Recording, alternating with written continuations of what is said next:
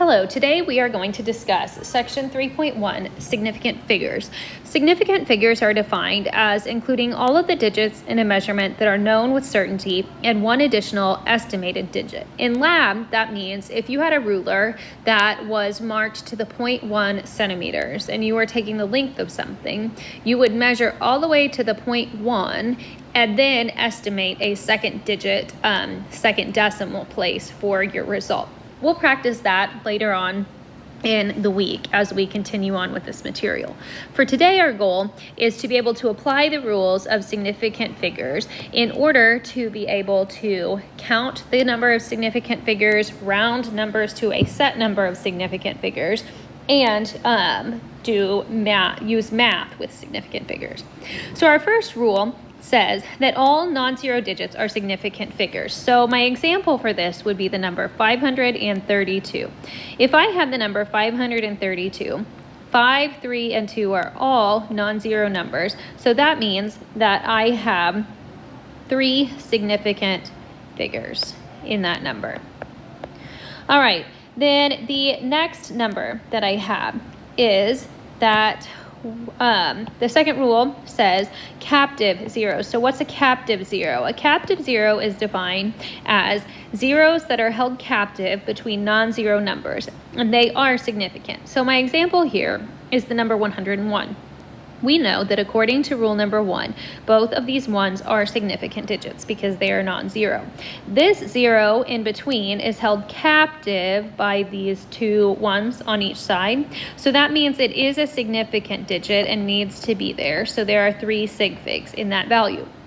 But what happens if you have a situation like this, 20,002? We know the 2's are both significant figures because they are non-zeros. All 3 of these zeros, because they're held captive by 2 non-zero digits, are significant, so that number would have 5 sig figs in it. All right, rule 3 says all zeros to the left of the first non-zero digit are not, sorry, that's a typo, not significant figures. So you already kind of know this. Like if we had the number 0057, we know that the 5 and the 7 are significant digits because they're non-zero. But these 2 zeros are to the left of the first non-zero, so there's only 2 sig figs. I mean, if you were asked to write the number 57 on a test or a quiz, you wouldn't write 0057 because those zeros are not necessary. But what about if we start throwing decimals in here? All right, so you've got 0.057. The 5 and the 7 are still significant because they're non-zeros, but these 2 zeros, because they're to the left of your first non-zero digit, which in this case is a 5, are not significant. So that still only has 2 sig figs. All right, moving on to rule 4. Zeros at the end of a number when a decimal is present are significant figures. So if I had 20.0, this 2 is significant because it's a non-zero.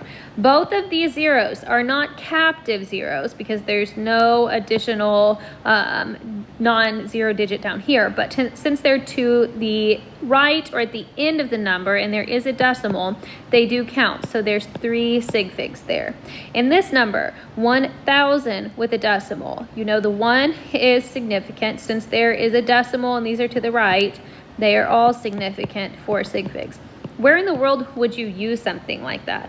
Well, if you knew that a measurement was exactly 1,000, like let's say that it is 1,000 meters that you are supposed to run, you would put a decimal here so that we knew you are to run exactly 1,000, not 1,001 or 1,002 or 999. You know that for a fact it should be exactly 1,000. All right, rule number 5. Zeros at the end of a number without a decimal are not significant. So let's take a look at that. So if I had 10 with no decimal, this one is significant because it is a non-zero. This 0 is not significant because it's at the end and there's no decimal, so there's only 1 sig fig. So in that case, maybe we said that, you know, an object, it has a mass of approximately 10 kilograms. We could say 10 with no decimal place because that means it's around 10, but that last 0 is not significant. Like maybe it's actually 11 kilograms or 9 kilograms. You're around that value. In 25,000, the 2 and the 5 are significant because they're non-zeros, and these two zeros do not count because they're at the end of the number and there is no decimal place, so that would have 2 sig figs. All right, and our final rule deals with scientific notation like we discussed in class yesterday. When using scientific notation, the times 10 to the whatever power factor is not counted in sig figs. So if I had 2.01 times 10 to the negative 8th, I'm going to use my same rules that I've been using to determine the sig figs in 2.01. I know the 2 and the 1 are significant because they're non-zeros. This 0 is significant because it's a captive 0. Now, what do I do about this times 10 to the negative 8th? Well, my rules say it doesn't factor in, it does not matter, it just tells you how far to slide the decimal over. So there would be 3 sig figs in that value. All right, so now that we're good at counting significant figures, how do we use these with math? Well, we have a couple of different rules. The first rule is if you're adding and subtracting. All right, so if you're adding and subtracting, you have to line up your digits like they taught you in grade school so that the 1s are all together, the 10s are all together, and each of the decimal places is together. Then you round your answer to the least precise place. All right, so if our example is 74.626 minus 28.34. What I mean by line them up is rewrite your numbers so that your decimal places line up. That way the 1s are right on top of each other, the 10s are on top of each other. Now, you might kind of roll your eyes and say, oh, why do I have to do this? That seems kind of elementary. Believe me, you're going to need to do this. So let's perform that function. So you get 6. That would be that.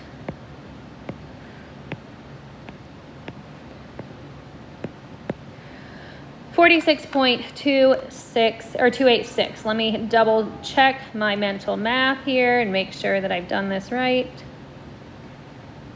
Okay, now where do I round my answer? Well, if I look back here, this first digit or this first number went all the way to 3 decimal places. The second one only went to 2. My rules say I must round to the least precise place that was used. So since this second number only had 2 decimal places in it, my answer must also only have 2. So I have to decide, do I leave that as an 8 or do I round? So I look at the next number over. Because that's higher than a 5, that means I'm going to round up, and the correctly reported answer is 46.29. Let's try another. All right, so this time we have 12.52 plus 349.0 plus 8.24. All right, so 6, 7,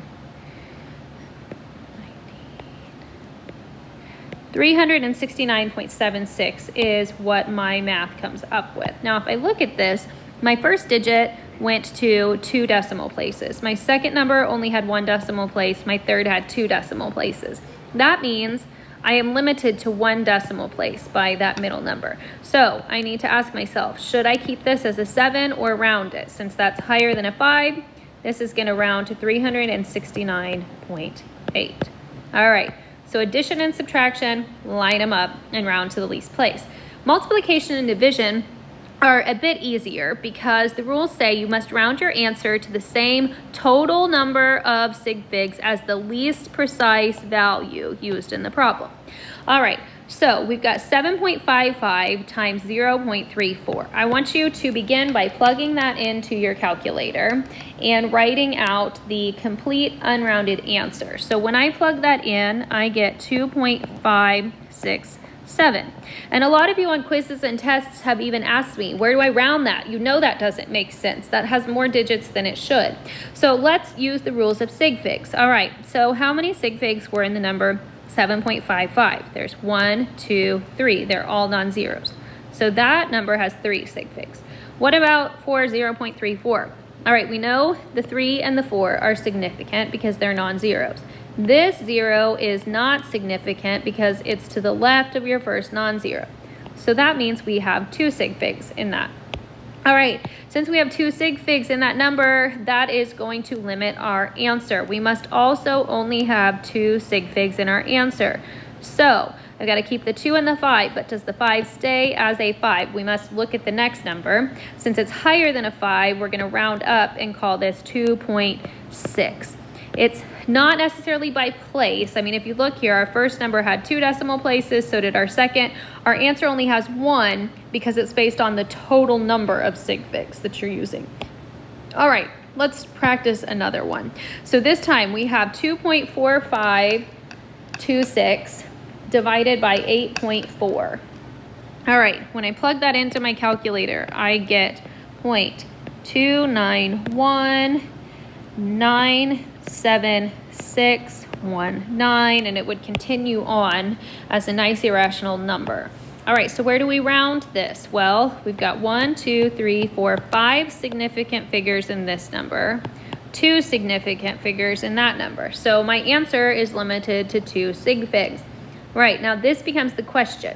Is this 0 a significant digit? No, because it's to the left of the first non-zero.